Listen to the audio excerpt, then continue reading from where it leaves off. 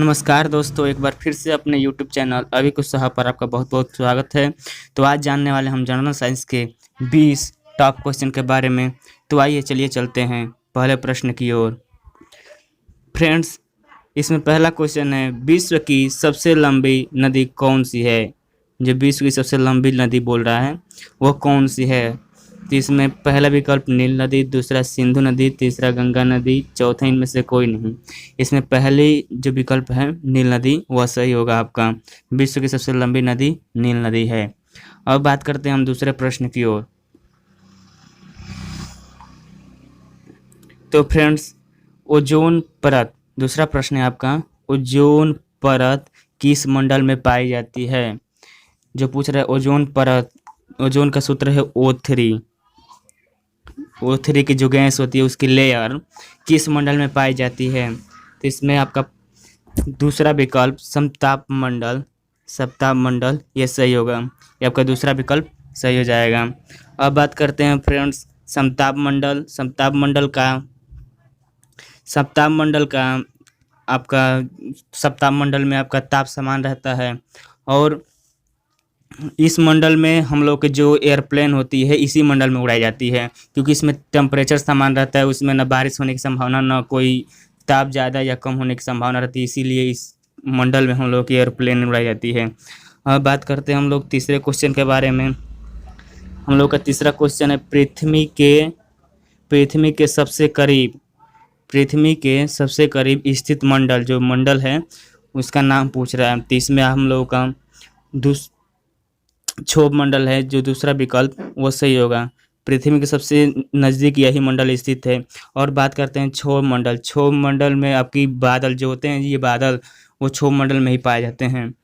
अब बात करते हैं हम लोग चौथा क्वेश्चन के बारे में। सूर्य के सबसे समीप कौन सा ग्रह है। अब पूछ रहा है कि सूर्य के सबसे समीप कौन सा ग्रह है। तो फ्रेंड्स, इसमें 4 विकल्प दिए गए हैं। पहला बुध, दूसरा मंगल और तीसरा प्लेटो, चौथा वरुण।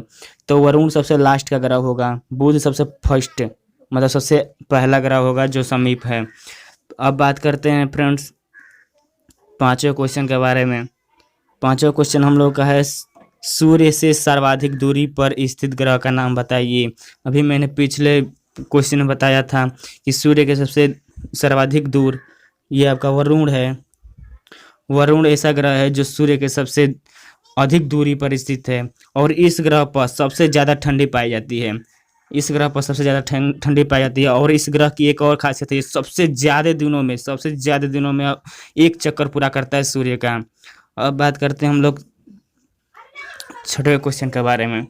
यह छठवां क्वेश्चन आपका है, सौरमंडल में सर्वाधिक चमकीला ग्रह कौन सा है। मतलब जो सौरमंडल होते हैं जिसमें हम लोग के सौरमंडल में 8 ग्रह आते हैं उसकी बात कर रहे हैं। तो उसमें बोल रहा है कि कौन सा ग्रह सबसे चमकीला होता है।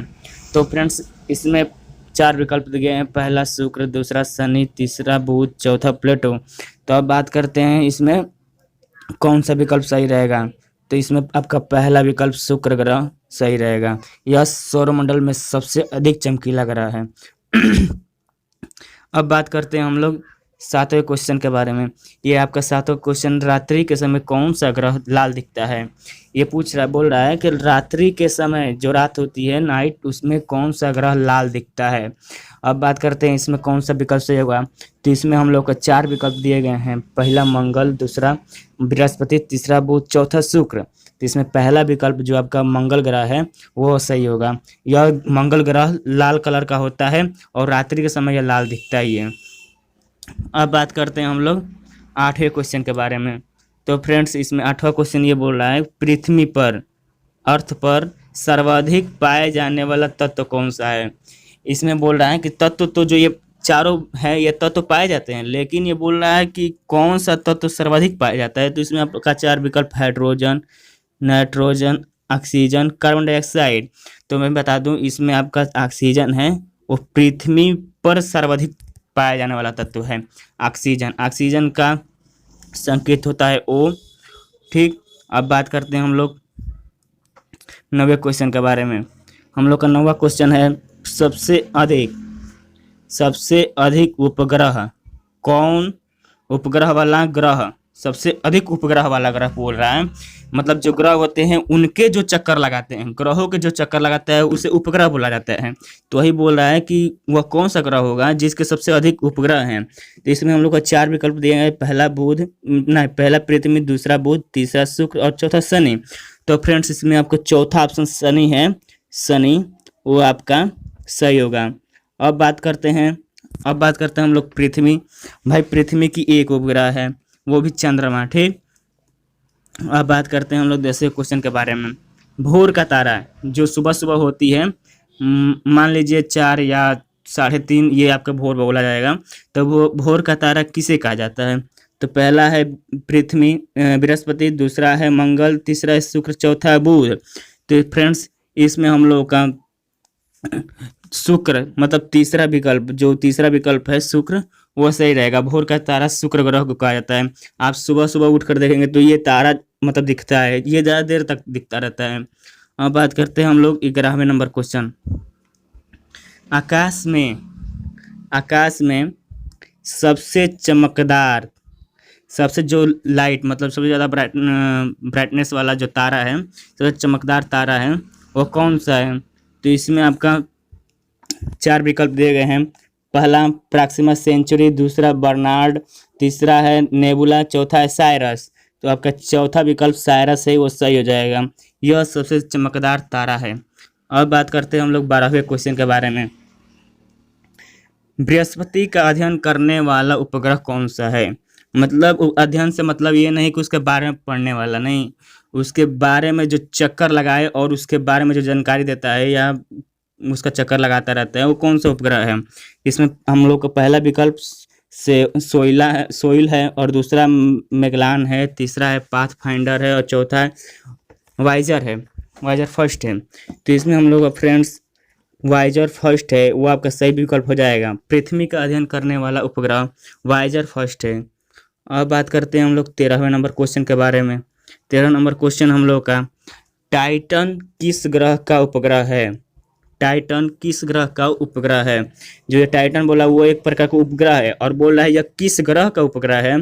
तो हम लोग इसमें 4 विकल्प दिए गए हैं। पहला मंगल, दूसरा बृहस्पति, तीसरा शनि, चौथा यूरेनस।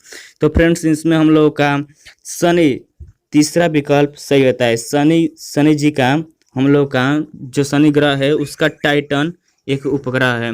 अब बात करते हैं हम लोग 14 नंबर क्वेश्चन के बारे में। बिना उपग्रह वाला ग्रह है। तो फ्रेंड्स पूरे सौरमंडल में 2 ही ऐसे ग्रह हैं जिनके कोई उपग्रह नहीं है। अब बात करते हैं कौन कौन से ग्रह है। 2 ग्रह बुध और शुक्र हैं, ठीक। तो इसमें पहला विकल्प दिया है बुध, दूसरा है शुक्र, तीसरा है दोनों, चौथा इनमें से कोई नहीं। तो हम लोग का ये तीसरा विकल्प है दोनों, ये सही हो जाएगा। अब बात करते हैं हम लोग 15 नंबर क्वेश्चन के बारे में। पृथ्वी का एकमात्र उपग्रह है। तो अभी बताएं पृथ्वी का एक ही उपग्रह है, वो भी प्राकृतिक उपग्रह। अब बात करते हैं कि यह कौन सा उपग्रह है जो एकमात्र उपग्रह है। तो इसमें आपका चंद्रमा है, जो सभी लोग जानते ही होंगे। चंद्रमा एक पृथ्वी का एकमात्र ही उपग्रह है। अब बात करते हैं हम लोग 16 नंबर क्वेश्चन के बारे में।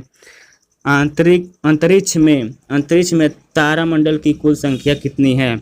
जो आपका तारामंडलों की कुल संख्या कितनी है?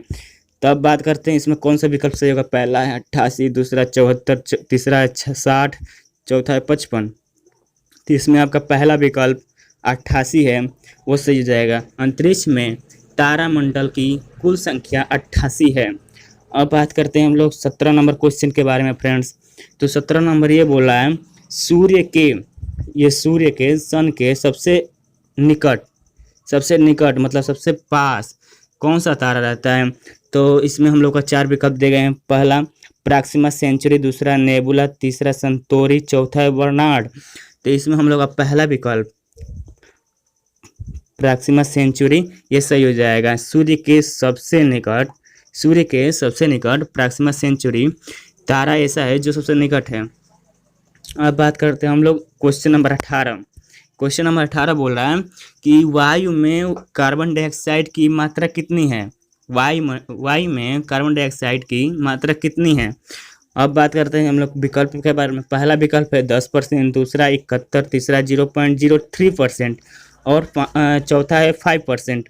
अब बात करते हैं फ्रेंड्स, इसमें हम लोगों का कौन सा विकल्प सही होगा। तो इसमें 0.03% ये हम लोग का सही विकल्प हो जाएगा। वायु में कार्बन डाइऑक्साइड की मात्रा है वो 0.03% है।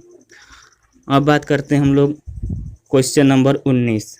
ये क्वेश्चन नंबर 19 बोल रहा है चंद्रमा के प्रकाश को पृथ्वी पर, जो चंद्रमा का लाइट है, ये चंद्रमा का जो लाइट है वो पृथ्वी पर आने में कितने मिनट, मतलब ये कितने समय लगता है, मतलब कितने मिनट लगता है, कितने सेकंड लगते हैं, कितने दिन लगते हैं।